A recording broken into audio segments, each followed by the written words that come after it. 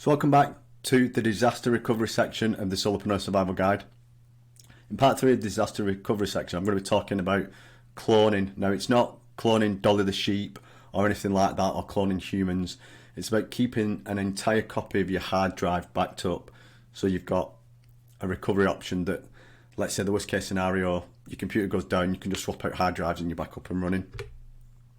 So you clone your entire hard drive. So you use a piece of software that's installed on your computer to take a complete copy of your main hard drive and put it on another hard drive that's in your computer or external, however you want to do it. It's quite easy nowadays for PCs to do this. I'm not sure how laptops go on about it, or MacBooks. So it might be a little more fiddly for different scenarios, but it's a really good way of getting back up and running.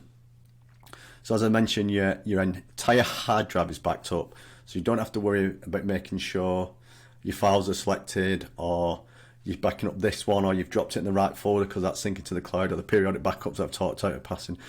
The whole hard drive, software, settings, Windows, Mac OS, whatever it may be, Linux and everything is all taken, and get back a copy of it. And like I say, software and settings, you don't need to worry about reinstalling anything. You can just swap it out, and it's really efficient of getting going. So let's say the worst case scenario, it gets you back up and running in a matter of minutes instead of days.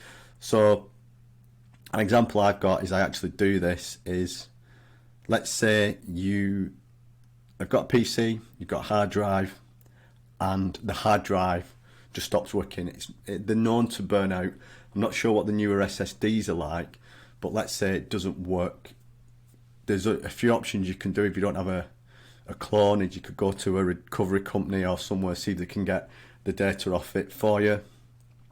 Or let's say you get a new computer and then you have to drag and drop things from the cloud, start syncing back to the cloud again, which can take a bit of time. Or you've then got backups on a hard drive that I've talked about in part 2. We're doing periodic backups. You have to get them back out and everything. You have to reinstall software, activate licenses, remember what you did. Remember what you did was your bookmarks have been lost. So everything's just gone completely. The great thing about this is, let's say your PC, you've got 2 hard disks and you're cloning to the second one. All you need to do, if your main hard drive bombs out, is go into the BIOS of your computer, tell it that now this is the hard drive to look at, reboot the computer, and it'll just think that hard drive acts as if it's been up and running, and away you go. It's just a fantastic way of doing stuff.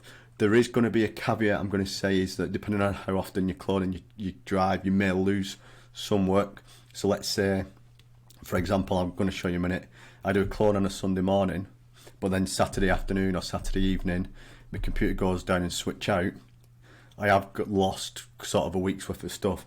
Now, depending what other backup techniques you've put in that I've talked about, you may just get syncing back to the cloud, which may just sort you out, or you might have to start looking back through your periodic backups that you've done on a daily basis to get things up and running. So, for example, you can see there's a mirror here going on. So backing up your files periodically using the clone, where it goes to a secondary hard drive. So I've got the C drive, so as you can see, it's a 446 hard drive. What you've got to make sure with the cloning is the hard drives have to match. So you've got the same structure there. I've used 110, and then if you look at the local disk G, the G drive, that's a 446 disk, again an SSD drive. It's got 116 gigabytes of data, so I'm not sure what the difference is. I might have deleted some things off the C drive before the last backup, but it's just going to copy that across and clone that across. So I'm just going to show you what I use. So again, I've talked about this in a previous video. I use Macrium Reflect Home. It's £50 a month. £50 a year for a license, but it's well worth the expense. The peace of mind that it gives you, the functionality it gives you, it's fantastic. Again, I'm not affiliated with them. I've never worked with them. It's just that I've used a few different products. I've even tried building my own in the past, and this is the best one I've done. So what we've got here is a clone task. So as you can see, clone entire backup of the disk drive. I've got it to go at 2 AM every Sunday of every week. And if you look at that, I've got a history. So every week it's been succeeded. And then we've got sort of a history of the disk drive that's been copied. Just one thing I want to show you is what you need to make sure you can do is the disk drives are the same size, and what you're going to have to do, so this is my main drive, this is the secondary drive, and you've got all these different partitions.